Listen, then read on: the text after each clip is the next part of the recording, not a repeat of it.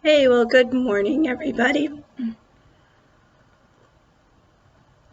Today is Proverbs 20 that I'm going to read for you. But first, I gotta have this is my second cup of coffee. I just have to have it this morning. I know my hair is all like I've always said that I would never talk about my hair or the way I look on here when I'm doing a video, but today it's just not behaving itself today. And I look like I just crawled out of bed a little bit, but I didn't. I've been up for a few hours. So anyways, I want to read Proverbs 20. And I'd like to ask you all to pray for me today. I've been dealing with like some spiritual warfare on and off for a couple weeks now. And I've had several really, really good days of not necessarily worrying about it or not dealing with it, I guess. I've been in a sweet spot with the Lord the past, 5 or 6 days. And today, I don't know, maybe just because I knew I was going to be doing another reading, and I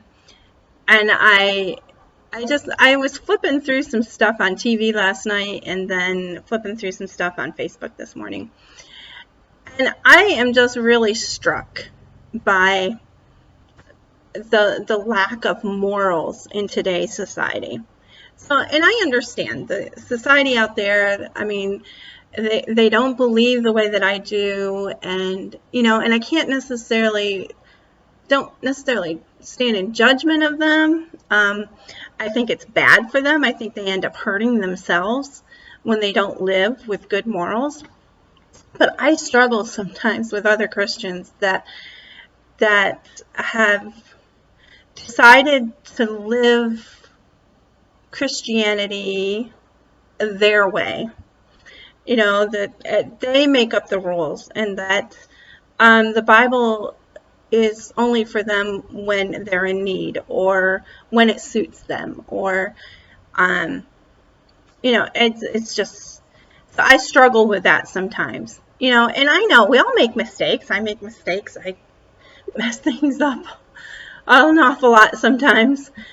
But, God forgives us, and we need to learn from that, and we need to move on with that. And we need to walk away from sin. We need to walk away from things that divide us in our relationship with Jesus.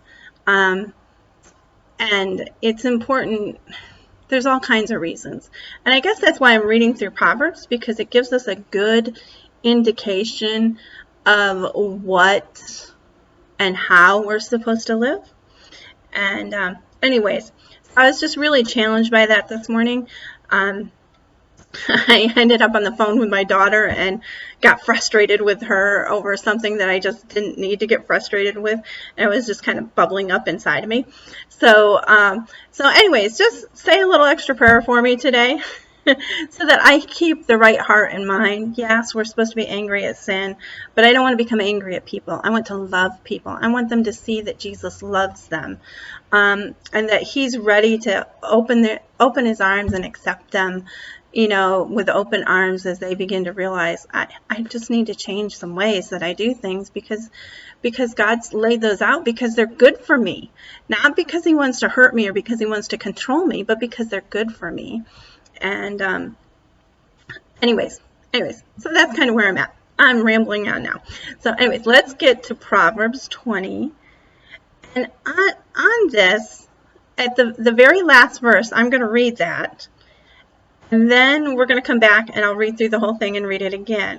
This last verse, if you guys would love to make a comment about it, because I'm not quite sure exactly what it means. Not quite sure, some of this is written kind of old English ideas and thoughts and not the way we would speak today. So this verse I'm struggling with. So if you guys wouldn't mind putting in a comment, that would be great. What do you think it might mean? All right, so Proverbs 20. Wine is a mocker. Strong drink is a brawler, and whoever is led astray by it is not wise. The terror of the king is like the growling of a lion. Whoever provokes him to anger forfeits his life. It is an honor for a man to keep aloof from strife, but every fool will be quarreling. Yeah, I didn't want to, I felt like I was in a quarreling mood this morning. So this verse really spoke to me. You do not want to be quarreling.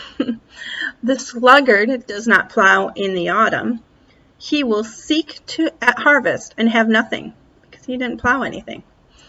The purpose in a man's heart is like deep water, but a man of understanding will draw it out. Many a man proclaims his own steadfast love, but a faithful man who can find? The righteous who walk in integrity, blessed are his children after him. A king who sits on the throne of judgment winnows all evil with his eyes. Who can say, I have made my heart pure, I am clean from my sin? Unequal weights and unequal measures are both alike an abomination to the Lord. Even a child makes himself known by his acts, by whether his conduct is pure and upright. The hearing ear and the seeing eye, the Lord has made them both. Love not sleep, lest you come to poverty. Open your eyes, and you will have plenty of bread. Bad, bad, says the buyer. But when he goes away, then he boasts. There is gold and abundance of costly stones. But the lips of knowledge are a precious jewel.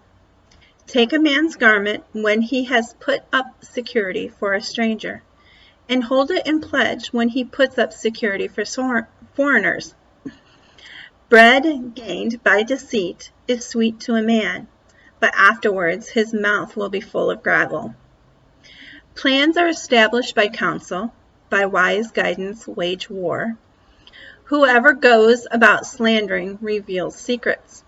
Therefore, do not associate with a simple babbler. If one curses his father or his mother, his lamp will be put out in utter darkness. An inheritance gained hastily in the beginning will not be blessed in the end. Do not say, I will repay evil. Wait for the Lord, and he will deliver you. Unequal weights are an abomination to the Lord, and false scales are not good. A man's steps are from the Lord. How then can man understand his way? It is a snare to say rashly, it is holy, and to reflect only after making vows. A wise king winnows the wicked and drives the wheel over them. The spirit of man is the lamp of the Lord, searching all his innermost parts. Steadfast love and faithfulness preserve the king, and by steadfast love his throne is upheld. The glory of young men is their strength, but the splendor of old men is their gray hair. Okay, now here's this verse. I think I forgot to say it earlier. Blows that wound cleanse away evil. Strokes make clean the innermost parts. Okay, I'm going to read it again. Blows that wound cleanse away evil. Strokes make clean the innermost parts. My first response to that is that sometimes when evil has to be taken out of us, or we need to clean our heart and who we are, sometimes it hurts. And that's what I'm wondering. Blows that wound cleanse away evil. Strokes make clean the innermost parts. Sometimes it's hard to accept the fact that what we're doing is sinful, and it may mean a cutting away or I'm just kind of guessing here on this. So if you guys have any thoughts, let me know. Would love to hear. Anyway, so that is Proverbs 20, and I just wish you all the very best, and I hope you have a very blessed day, and hopefully I'll see you tomorrow with Proverbs 21. Anyways, have a great day. Bye-bye.